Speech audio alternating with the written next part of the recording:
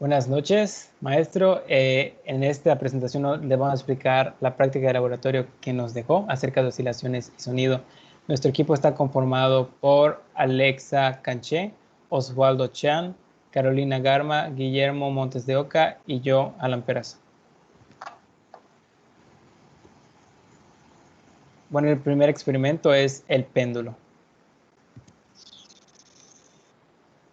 Bueno, como introducción, el péndulo, como ya sabemos, es un oscilador armónico y pues como tal su movimiento puede ser modelado con una función seno o coseno. La oscilación del péndulo depende de dos factores, la gravedad del lugar donde se encuentre el péndulo mientras que está en oscilación y la longitud de la cuerda, ya que estas dos nos van a dar la frecuencia de oscilación. Siguiente, por favor. Bueno, para este experimento tenemos un objetivo general, el cual es el conocer las características básicas y aplicables del oscilador armónico. El específico sería utilizar el péndulo simple para calcular la constante gravitacional que se percibe en el estado, en específico hasta dos cifras significativas.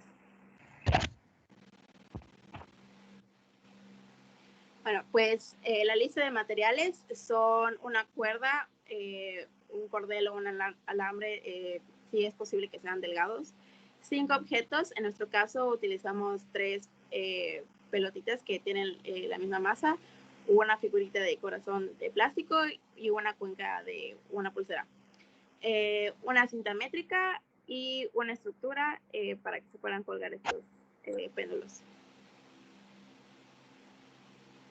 Bueno, hay varias cosas que tenemos que tener que considerar durante este experimento.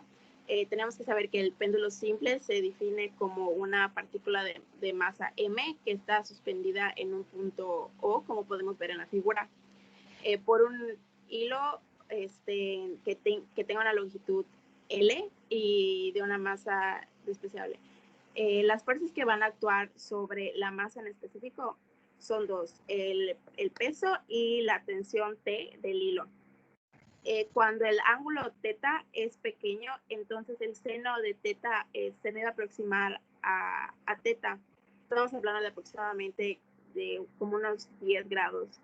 Este se va a denominar como oscilaciones armónicas, cuya ecuación es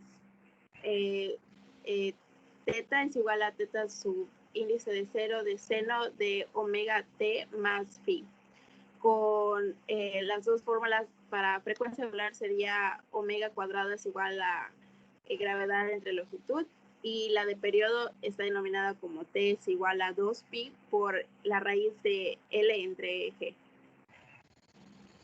Y bueno, también cabe aclarar aquí que en dado caso de que se desplace la masa a un ángulo mayor a los 10 grados, entonces ya no estaríamos realizando oscilaciones armónicas, porque este movimiento solo sigue estas fórmulas para ángulos muy pequeños, a lo mucho 10 grados.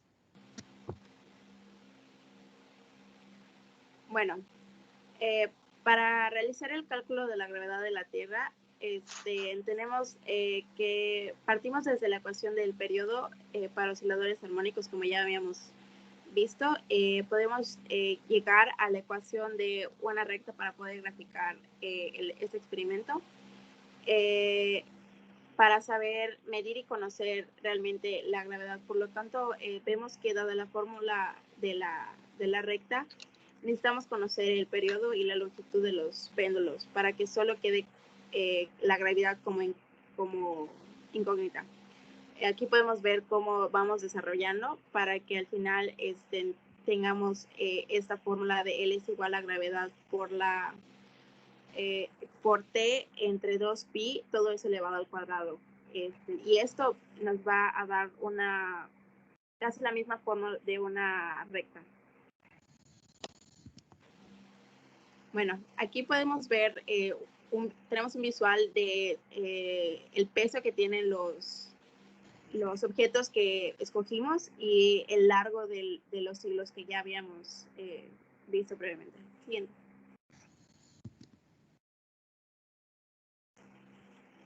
Bueno, para el cálculo de la distancia, como ya habíamos comentado, necesitamos que θ sea a su máximo igual a 10 o si es posible menor. La distancia máxima entonces está dada por la siguiente fórmula, que es igual a L por seno de 10. Tenemos las tres longitudes, las tres diferentes longitudes para cada cuerda. Por lo tanto, aplicando la fórmula tenemos que para L1 igual a 20 centímetros debe ser igual a, la distancia máxima debe ser de 3 centímetros, de 45 centímetros de largo, la distancia máxima debe ser de 7 y para 60 centímetros el máximo debe ser 10 centímetros. Aquí no importa, siempre y cuando estemos dentro del rango de los 3 centímetros, la amplitud con la que nosotros alejemos la masa no va a afectar en el periodo o en la frecuencia de oscilación, ya que, como vimos en las fórmulas anteriores, tanto la masa como la amplitud en un movimiento armónico simple, estas dos cantidades o variables son despreciables. Y bueno, aquí mostramos un ejemplo ya práctico de cómo asegurarnos de que nuestro desplazamiento desde la posición de equilibrio cumpla con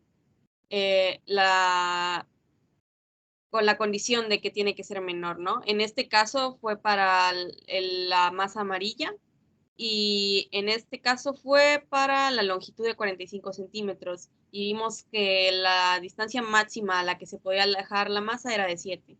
Entonces aquí partimos desde la posición de equilibrio con ya sea una regla o un flexómetro y nos desplazamos a lo mucho 7 centímetros desde esta posición de equilibrio. De lo contrario, nuestras oscilaciones no serían armónicas y no estaríamos haciendo una medición adecuada de los periodos.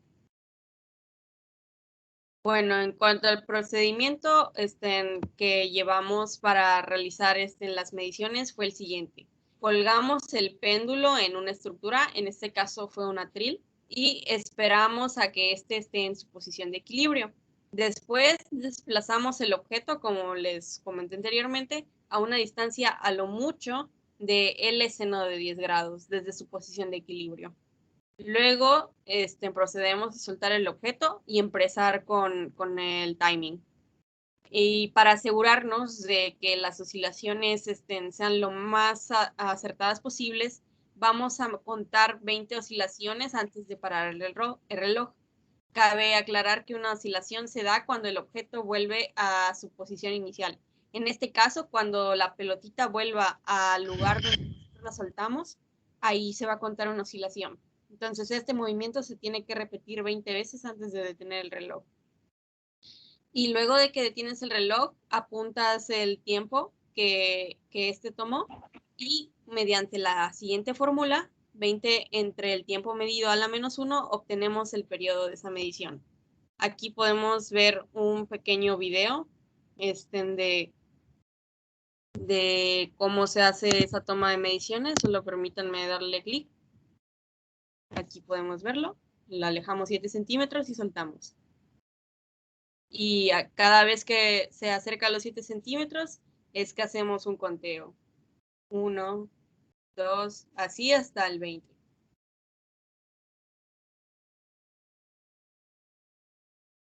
Bueno, nuestras mediciones se dieron en dos casos. El primero, comparamos tres masas iguales, pero a distintas longitudes, es decir, a 20, a 45 y a 60 centímetros. En este caso, al mantenerse la masa constante y variar la longitud L, podemos observar diferentes periodos de oscilación. Para la longitud más corta de 20 centímetros, observamos que el periodo de oscilación fue el más rápido, con una duración aproximada de 0.9 segundos. Luego le sigue la longitud de 45, con un periodo aproximado de 1.37 segundos. Y finalmente, para la longitud de 60 centímetros, el periodo alcanzó los 1.54 segundos. Por lo tanto, de este primer caso podemos concluir que el periodo de oscilación de un cuerpo es proporcional a la longitud de la cuerda que lo sostiene. Entonces aquí vamos a ver en un momentito el video para notar las diferencias entre los periodos de oscilación. La pelotita que se ve aquí arriba fue la más corta, la de 20 centímetros, y vemos que tiene una oscilación mucho más rápida que las otras dos. Luego, en el fondo se ve una pequeña pelotita aquí, era la más larga y de hecho fue la más lenta.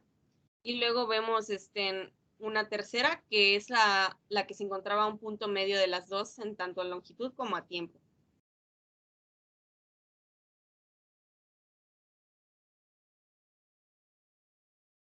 Ahora, para este caso, aquí tenemos tres masas diferentes, pero misma longitud.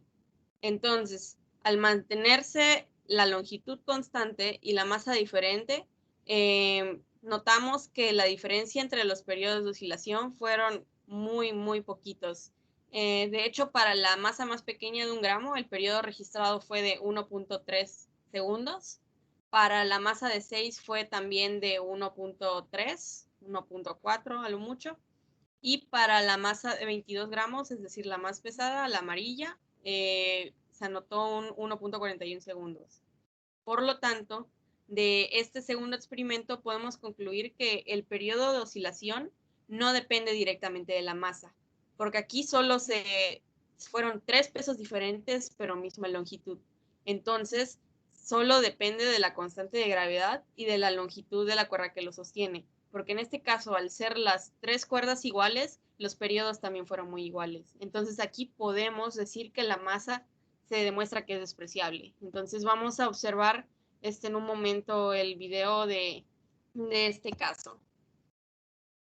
En esta situación se va a llegar a un punto en el que las tres masas van a como que sincronizar sus periodos de oscilación.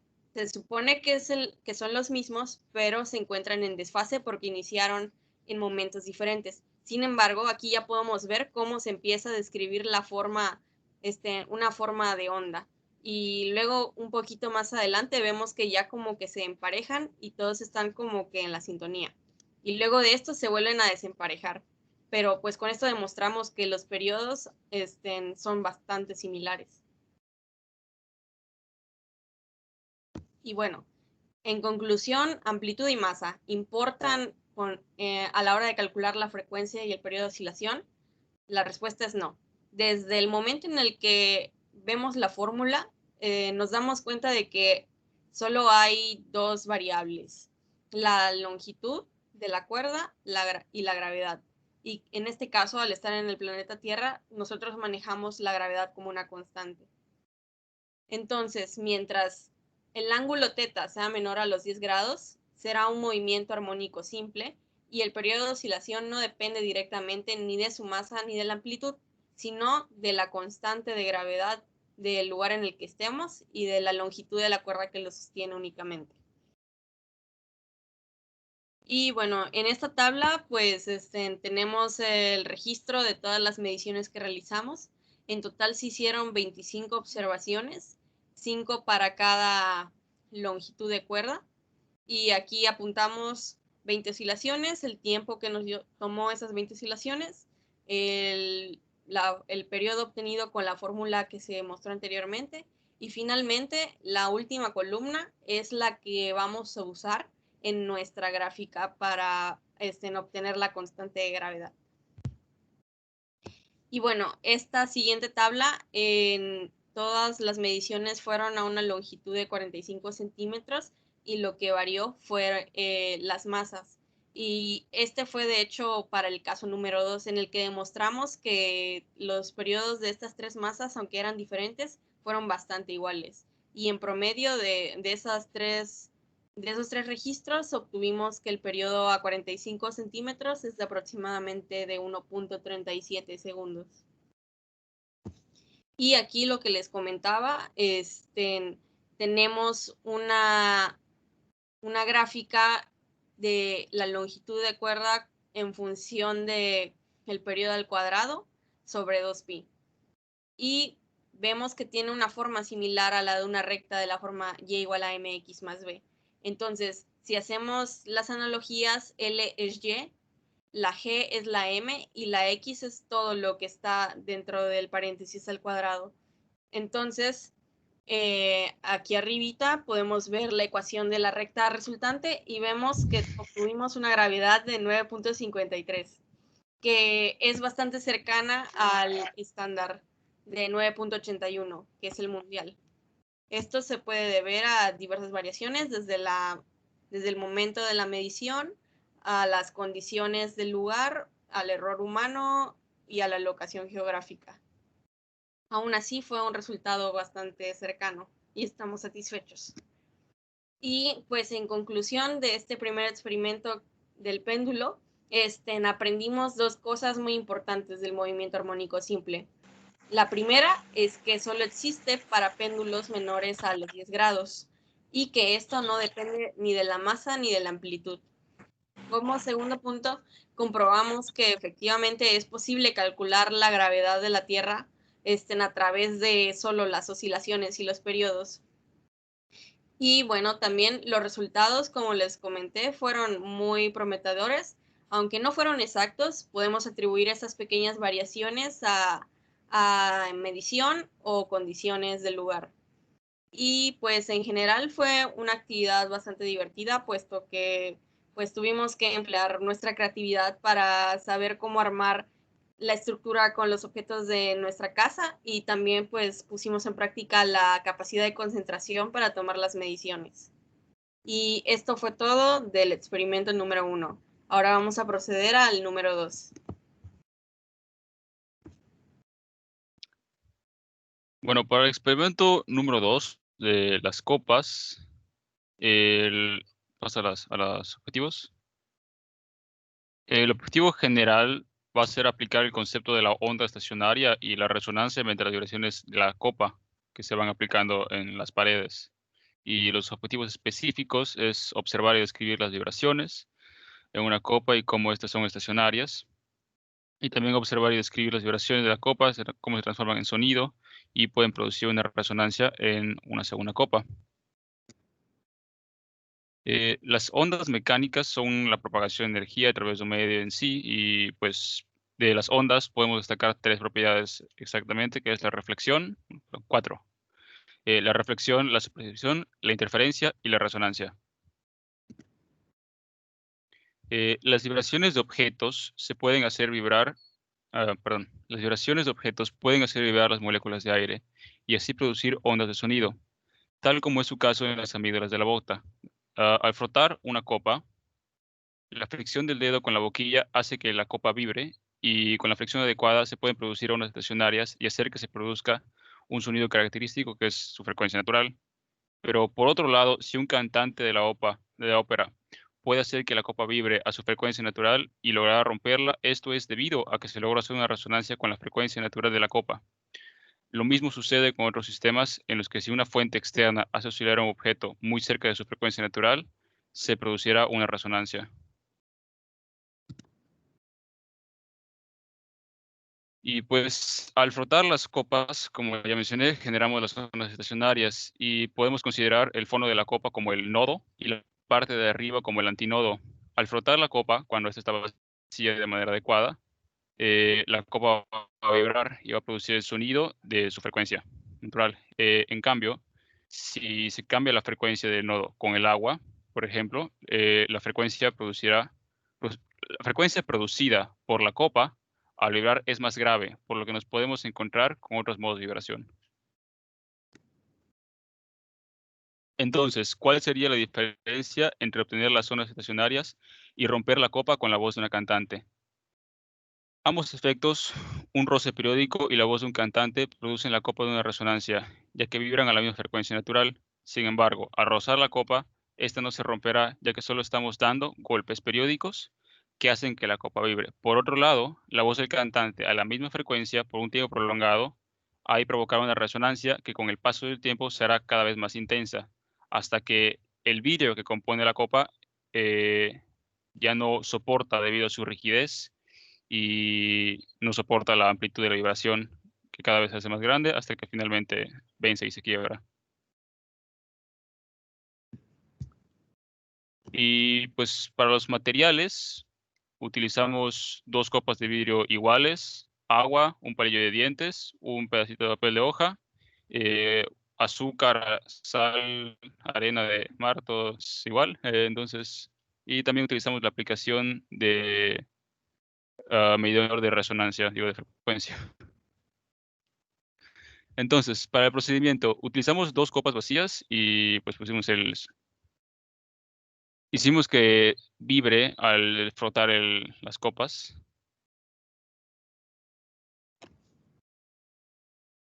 Y registramos el sonido que produce la frecuencia al frotarlos. Bueno, no sé si realmente tengo que explicar esto porque pues son explicaciones para todos los equipos.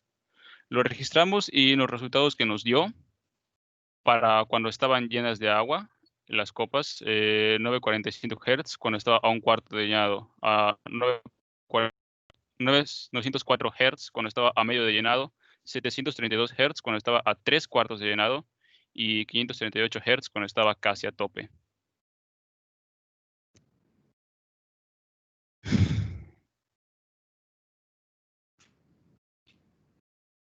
Ahora, para el experimento del palillo, lo que notamos es que el palillo obtuvo mucho mayor movimiento en el primer caso. ¿Por qué? Porque la onda no es tan intensa, no tuvo un movimiento, no tuvo ningún movimiento cuando estaba con el agua en ambas copas, y cuando estaba en una copa solamente tuvo movimiento presente en súper mínimo, apenas fue perceptible. En cambio, cuando estaban vacíos, ahí sí logré observar un movimiento en el palillo. Pero esto es debido a que la intensidad de las ondas de la vibración es menor y son más graves, al cabo se van llenando con más copas de agua.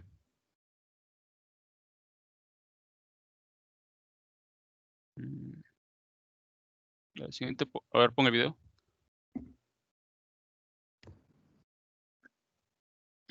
Aquí lo grabé con mi cámara lenta de mi celular. No sé si se logra apreciar el movimiento de las ondas, pero se puede ver ligeramente.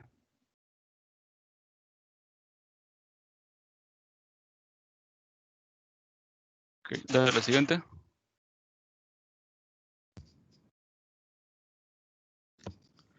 Bueno, también intentamos hacer el experimento de los granos de arena, pero pues desafortunadamente no logramos producir movimiento con la hoja de papel y con nuestra sal, pero debería tener este movimiento que son los granos se van acumulando en las regiones nodales y estos van formando los modos de vibración de la copa, que se ve claramente en el GIF.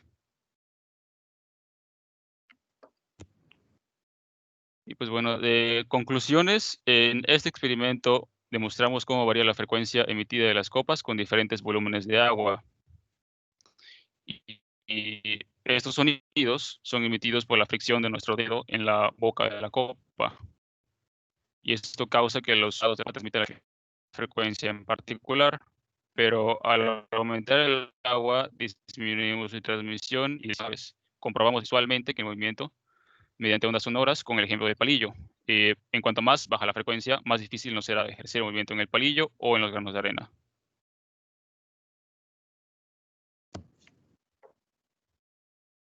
Ok, pues este es el tercer y último experimento, que es acerca del sonido. Bueno, para hacer una pequeña introducción acerca del sonido, la podemos definir como una onda mecánica que normalmente se asocia a la percepción sensorial de la audición. Podemos ver que las ondas sonoras presentan fenómenos de superposición e interferencia, y claro, pueden existir ondas estacionarias, como en otras ondas. También podemos notar que la velocidad del sonido depende, bueno, la velocidad de propagación del sonido depende del medio. Más específicamente, podemos atribuir que depende de la temperatura y de la humedad. Y esto se debe que cuando nosotros aumentamos la temperatura, también estamos aumentando la agitación térmica de los gases de los cuales está compuesto el aire.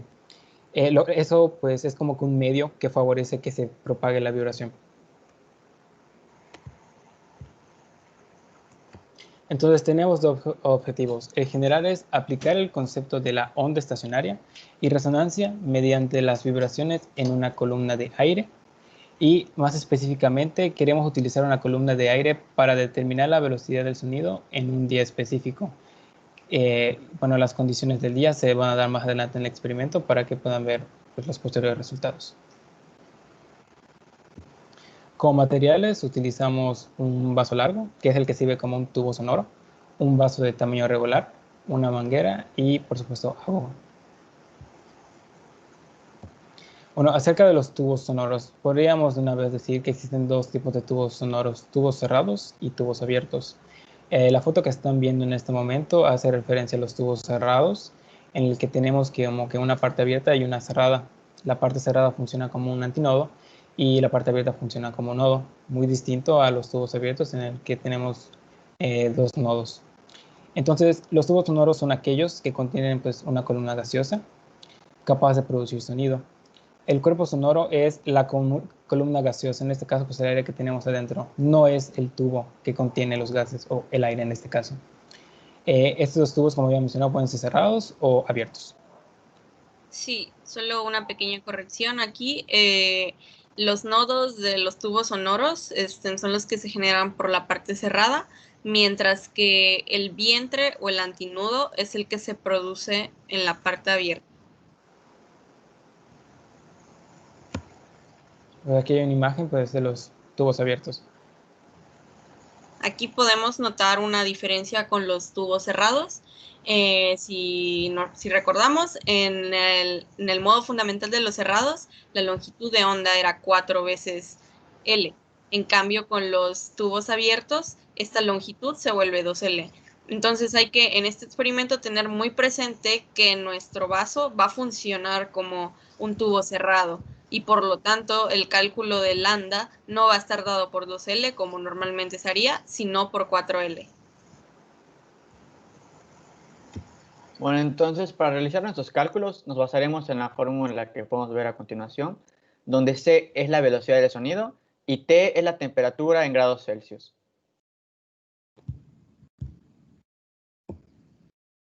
Bueno, para empezar el experimento, pues vamos a describir un poquito el procedimiento. La primera parte es armar los vasos comunicantes, como en la foto que pueden ver en la parte de la izquierda.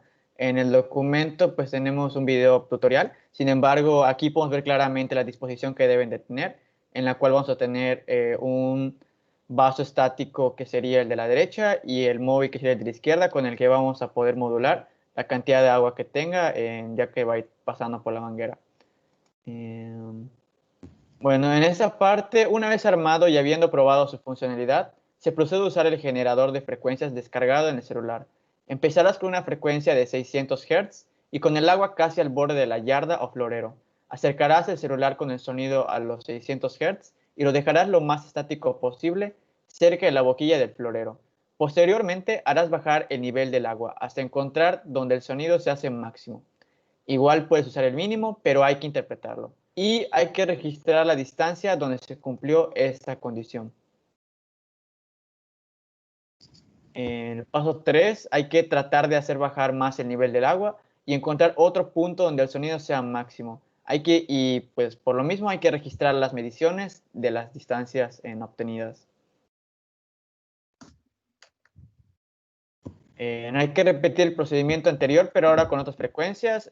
Nosotros sugerimos que se hagan las frecuencias de 700 Hz, 850 Hz y 1000 Hz y calcular de nueva cuenta la velocidad del sonido. Todo esto hay que, después de realizar todos estos experimentos o pruebas, mejor dicho, hay que anotar las condiciones atmosféricas presentes en el momento de realizar los experimentos.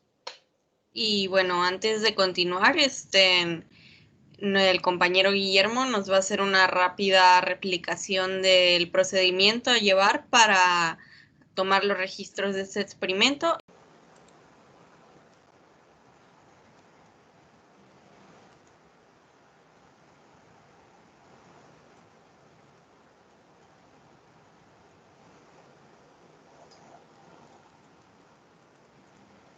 Cambiamos de frecuencia. Con 600 Hz, 700 Hz.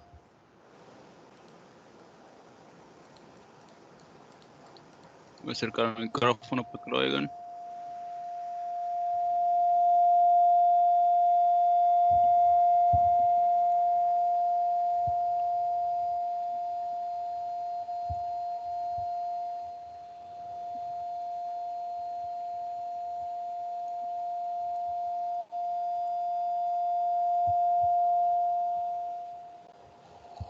Okay. 850 Hz.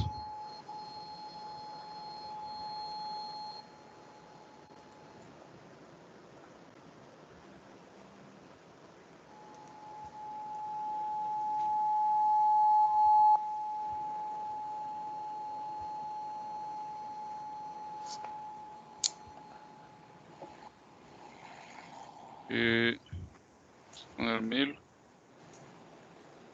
Ponerlo. Ahí está.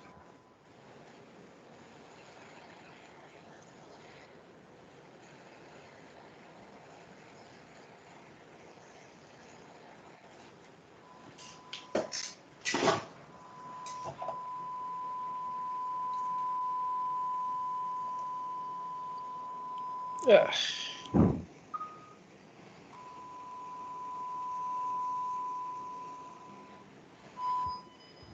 está. 2. Entonces, después de haber realizado las pruebas, podemos anotar en nuestros resultados en una tabla y a partir de ahí realizar los cálculos para sacar la velocidad. En el primer caso tenemos una frecuencia de 600 Hz, la longitud de onda sacándola con la fórmula que podemos ver de tubo cerrado en el que lambda es igual a 4L. Cabe destacar que las condiciones meteorológicas de esta prueba se realizaron con una temperatura de 27 grados centígrados, con una humedad al 85% y con una presión atmosférica de 1014. Entonces, en este caso, la longitud de onda fue de 40 centímetros y la velocidad, por consiguiente, fue de 360 metros por segundo. En el segundo caso, se trató de una frecuencia de 700 Hz, la longitud de onda fue de 48 centímetros y la velocidad de 336 metros por segundo. En el tercer caso, la frecuencia fue de 850 Hz, la longitud de onda de 32 centímetros y la velocidad de 272 metros por segundo. Y por último, tenemos la frecuencia de 1000 Hz, en la que la longitud de onda fue de 28 centímetros y la velocidad 280 metros por segundo. Aquí cabe aclarar que la manera en que se calculó la velocidad fue por la fórmula de B igual a frecuencia por lambda. Y pues nosotros sabemos que la velocidad en un medio debe ser constante. Sin embargo, podemos observar estas variaciones y que más adelante en las conclusiones damos algunas razones por las cuales se pudo haber producido esta diferencia.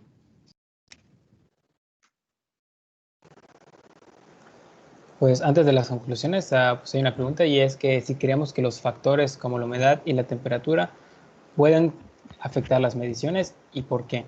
Nuestra respuesta es sí, el sonido se propaga más rápido en el aire caliente que en el aire frío. Y esto es porque la atenuación del sonido es afectada por la humedad relativa y el aire seco absorbe mucha mayor energía acústica que el aire húmedo. Esto se debe a que el aire húmedo es menos denso que el seco, ya que el vapor de agua pesa menos que el aire, lo cual es como que genera las condiciones favorables para que exista pues estas variaciones en las mediciones. Bueno, y las conclusiones. Bueno, en el experimento pues pudimos demostrar la relación entre pues, la velocidad de las ondas emitidas respecto a su nivel de audición. Y podemos decir que las ondas sonoras que más se percibieron van a mayor velocidad que las ondas pues, que no se percibieron tanto, es decir, pues, que tienen menor audición. También podemos observar que existen diferentes longitudes pico para diferentes frecuencias. Y esto va a variar dependiendo del cuerpo que estemos utilizando. Al usar, por ejemplo, un florero cónico, nuestros puntos fueron incrementando al respecto que nuestra frecuencia aumentaba. También es importante decir que pues, la importancia de las condiciones del clima. Es bastante importante señalar esto, ya que las ondas sonoras se propagan mediante el aire. Una diferencia en temperatura, humedad o presión pueden alterar nuestro experimento, pues están afectando el aire. A una temperatura de 27 grados centímetros, por ejemplo, como el día de hoy, en el momento en que se hizo el experimento, la velocidad teórica del sonido debería ser aproximadamente de 347 metros sobre segundo. Y esto es sin contar la humedad y la presión atmosférica de la ciudad. Pero nosotros obtuvimos un valor promedio de 312 metros sobre segundo. Según los resultados de nuestro experimento, que fue una velocidad menor a lo esperado, estas variaciones se pueden deber a razones como el error en las mediciones o en los cálculos, pero estamos bastante seguros que también un factor importante al momento de tomar estas mediciones es que las condiciones atmosféricas y climáticas del día en que fueron tomadas fueron de un 85% de humedad y a 1014 HPA de presión.